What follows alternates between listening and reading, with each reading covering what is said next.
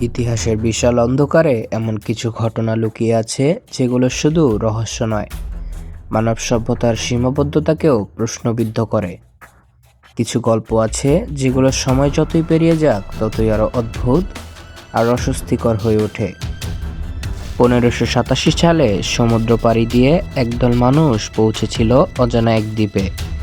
তাদের চোখে ছিল নতুন জীবনের স্বপ্ন, একটি নতুন পৃথিবী গড়ার আকাঙ্ক্ষা, আর সামনে ছিল এক অচেনা ভূমি, যেখানে প্রতিটি গাছ, প্রতিটি ছায়া, প্রতিটি শব্দ ছিল অজানা। তারা জানতো না এই দ্বীপই একদিন ইতিহাসের সবচেয়ে অন্ধকার রহস্যগুলোর একটি হয়ে উঠবে। 3 বছর পর যখন উদ্ধারকারী দল ফিরে আসে, তারা পায় না কোনো মানুষের কণ্ঠ, কোনো মানুষের পায়ের ছাপ, কোনো সংগ্রামের চিহ্ন, শুধু নীরবতা আর একটি শব্দ, ক্রোশিয়ান। হ্যালো বন্ধুরা, স্বাগতম সবাইকে এয়ার ফ্যাক্ট রঙ্গ চ্যানেলের আরও একটি ভিডিওতে। আজকের ভিডিওতে আমরা জানব রোনক কলোনি থেকে অদৃশ্য হয়ে যাওয়া 117 জন মানুষের রহস্য। 117 জন মানুষ যেন পৃথিবীর বুক থেকে মুছে গেছে। কোনো লড়াই নেই, কোনো রক্ত নেই, কোনো দেহ নেই, শুধু এক অদৃশ্য অন্ধকার যা আজও ইতিহাসকে তাড়া করে। 1587 সালের গ্রীষ্ম। 3টি জাহাজ ধীরে ধীরে এগিয়ে আসছে উত্তর আমেরিকার উপকূলের দিকে। জাহাজের ডেকে দাঁড়িয়ে থাকা মানুষগুলো ক্লান্ত কিন্তু আশাবাদী। তাদের চোখে ভবিষ্যতের স্বপ্ন, একটি নতুন বসতি, একটি নতুন জীবন।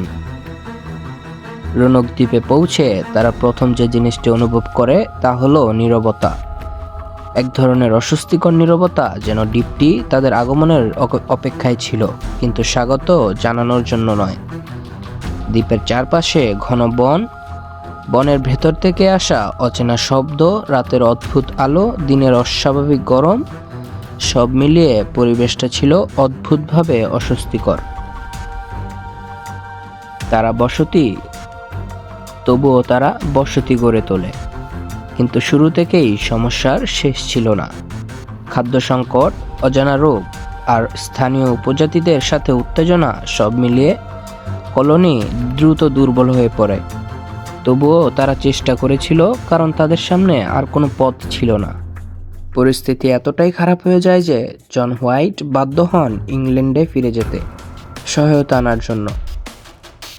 তিনি প্রতিশ্রুতি দিয়েছিলেন, আমি দ্রুত ফিরে আসব, কিন্তু ভাগ্য যেন এক অন্য পরিকল্পনা করে রেখেছিল। ইংল্যান্ড তখন যুদ্ধে ব্যস্ত, ফলে 3 বছর ধরে তিনি রোনকে ফিরতে পারেননি। আর যখন অবশেষে 1590 সালে তিনি দ্বীপে ফিরে আসেন, তখন তাকে স্বাগত জানায় না কোনো মানুষ, শুধু ভাঙা কাঠের ঘর, আগাছায় ভরা পথ আর এক অদ্ভুত নীরবতা। তিনি দৌড়ে খুঁজতে থাকেন তার পরিবারকে, তার নাতনিকে, কলোনির মানুষদের, কিন্তু কোথাও কেউ নেই। কোনো লড়াইয়ের চিহ্ন নেই, কোনো রক্ত নেই, কোনো দেহ নেই, শুধু একটি শব্দ, ক্রোয়েটিয়ন, একটি গাছের গায়ে খোদাই করা।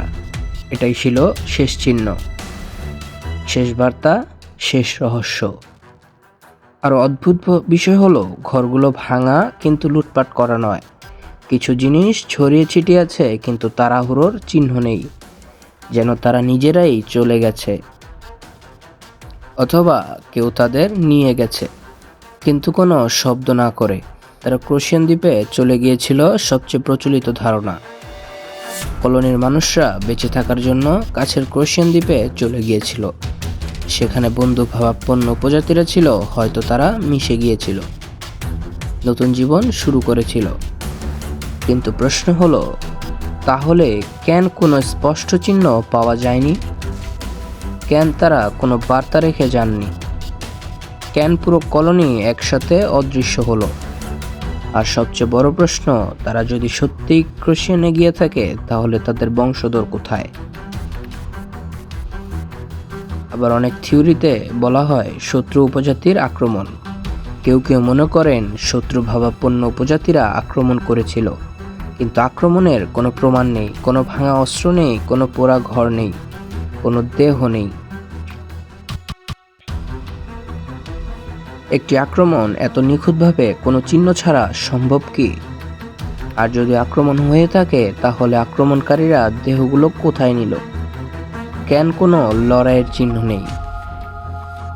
স্প্যানিশরা তখন ইংরেজদের শত্রু ছিল। তারা হয়তো কলোনি ধ্বংস করেছিল, কিন্তু ইতিহাসবিদরা বলেন স্প্যানিশদের কোনো নথিতে এই ঘটনার উল্লেখ নেই। একটি সামরিক অভিযান অথচ কোনো রেকর্ড নেই। এটা কি সম্ভব? আর যদি স্প্যানিশরা আক্রমণ করত, তারা কেন ক্রুশিয়ান শব্দটি রেখে যেত?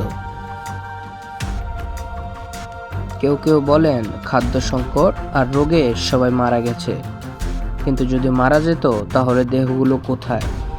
কেন কোনো কবর নেই, কোনো চিহ্ন নেই? সবচেয়ে অদ্ভুত থিওরি সুপারন্যাচুরাল বা কার্স। আর আছে সেই অদ্ভুত তত্ত্ব যা যুক্তির বাইরে। লোকেরা বলে রোনক দ্বীপটি অভিশপ্ত ছিল।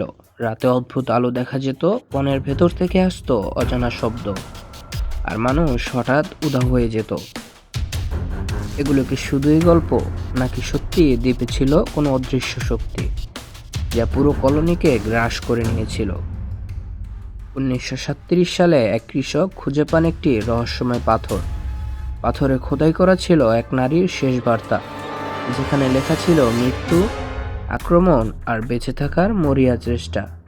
তিনি দাবি করেন এটা রোনক কলোনির এক নারীর লেখা।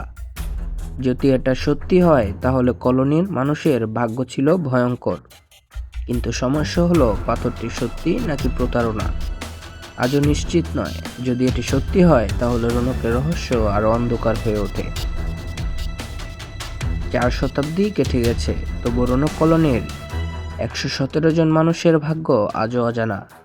তারা কি নতুন জীবনের সন্ধানে অন্য কোথাও চলে গিয়েছিল, নাকি কোনো অদৃশ্য শক্তি, কোনো অজানা বিপর্যয় তাদের ইতিহাস থেকে মুছে দিয়েছে? রোনক শুধু একটি হারিয়ে যাওয়া বসতি নয়, এটা মানব ইতিহাসের এক অন্ধকার আয়না, যেখানে আমরা দেখি অজানার সামনে মানুষ কতটা অসহায় আর রহস্য কতটা নির্মম হতে পারে। রোনকের মানুষদের সত্যিকারের পরিণতি হয়তো কোনোদিনই জানা যাবে না, কিন্তু তাদের অদৃশ্য হয়ে যাওয়ার গল্প আজও আমাদের মনে করিয়ে দেয় পৃথিবীর প্রতিটি কোণে এমন কিছু রহস্য আছে যেগুলো সময়ও মুছে ফেলতে পারে না। ইতিহাস আর অন্ধকার রহস্য নিয়ে আমাদের এই যাত্রা যদি তোমাদের ভালো লেগে থাকে, তাহলে এই ধরনের আরো ডকুমেন্টারি দেখতে চ্যানেলটি সাবস্ক্রাইব করতে পারো। ভিডিওটা যদি তোমার কাছে অর্থবহ মনে হয় তাহলে একটা লাইক আর একটা শেয়ার আমাদের জন্য সবচেয়ে বড় অনুপ্রেরণা হবে। দেখা হবে পরের কোনো ভিডিওতে। ততক্ষণ ভালো থাকবেন সবাই। আল্লাহ হাফেজ।